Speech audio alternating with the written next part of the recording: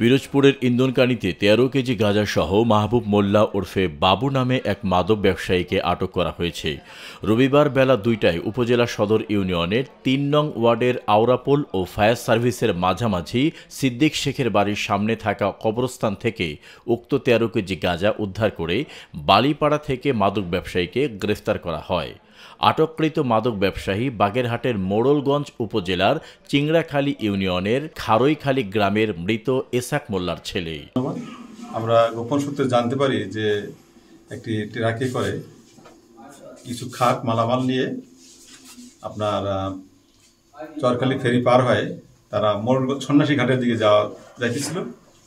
তাৎক্ষণিক আমরা officer force এবং আমি নিজে ঘটনাস্থলে তাদের পিছিয়ে ধাওয়া করার পর এক পর্যায়ে সে ওই ট্রাক থেকে মালগুলো ফেলে পালিয়ে যাওয়ার চেষ্টা করে। তাৎক্ষণিক আমরা তাকে গ্রেপ্তার করতে সক্ষম হই।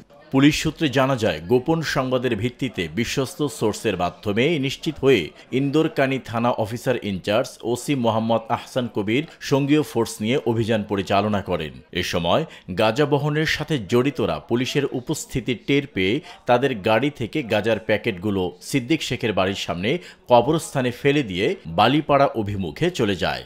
পুলিশ পিছু নিয়ে বালিপাড়া থেকে মাদক ব্যবসায়ী মাহবুব মোল্লাকে আটক করে এবং তার তথ্য অনুযায়ী সিদ্দিক শেখের বাড়ির কবরস্থান থেকে ১৩ কেজি গাঁজা উদ্ধার করেন। নিরপেক্ষ, সত্য প্রকাশে আপোষহীন।